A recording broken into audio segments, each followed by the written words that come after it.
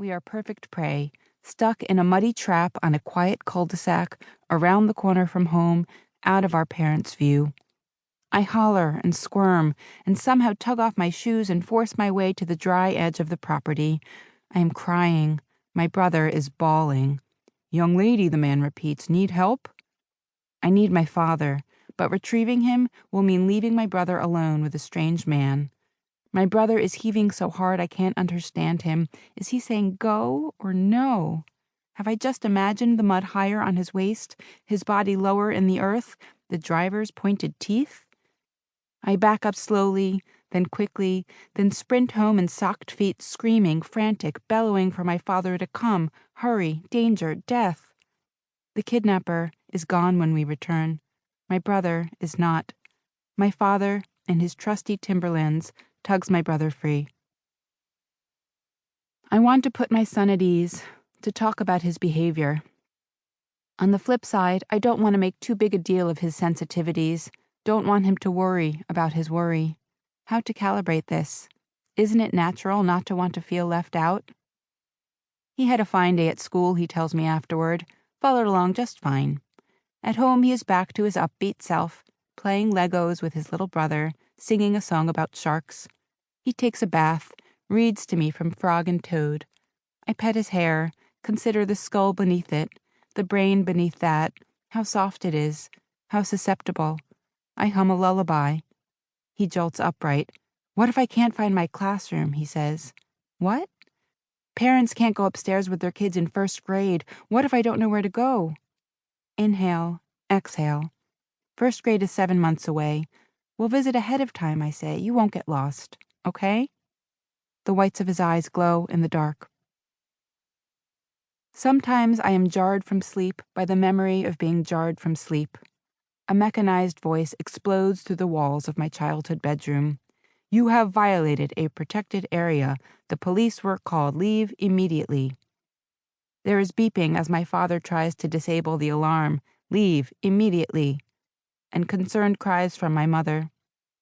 My father, tired, tense, presses the wrong keys, tripping a siren so loud that no one would hear me if I screamed. Then, heart-thrumming quiet. The creak of the stairs as he goes to investigate. The unnerving trill of the phone, a security company employee demanding a password.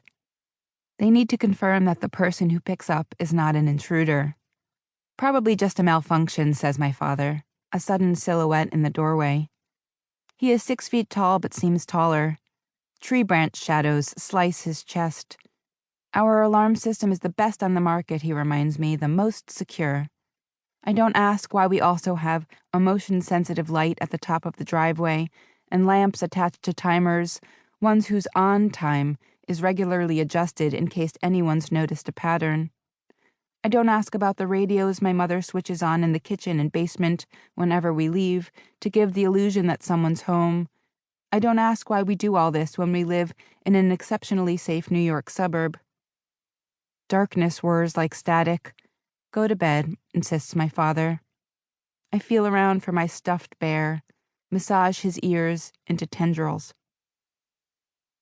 I wake to Oliver's scream crying. "What is it?" I say. "What's wrong?" He cannot be consoled, seems to simultaneously need me and not want me near. "Does something hurt?" I ask. "Don't," he says, as I reach for a hug, legs and arms thrashing. "Stop!" His cries wake his baby brother, with whom he shares a room. The wailing doubles. While my husband settles our toddler, I get Oliver a cup of water and a wet washcloth. I pat his forehead, which is distorted with distress. "I had a nightmare," he says finally, "that you were a monster." He wants reassurance that I am who I say I am, that I'm not a demon disguised as his mom.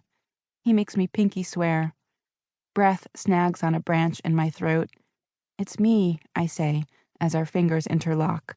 "It's really and only me." Halloween 2001. In front of my Greenwich Village building, I hid in a blonde wig and fur coat, my eyes charcoaled like Margot Tenenbaum's. I was 23. The costume permitted me to chain smoke. My date for the evening, a med student I'd met at a party the week before. "You shouldn't do that," he said as I lit up.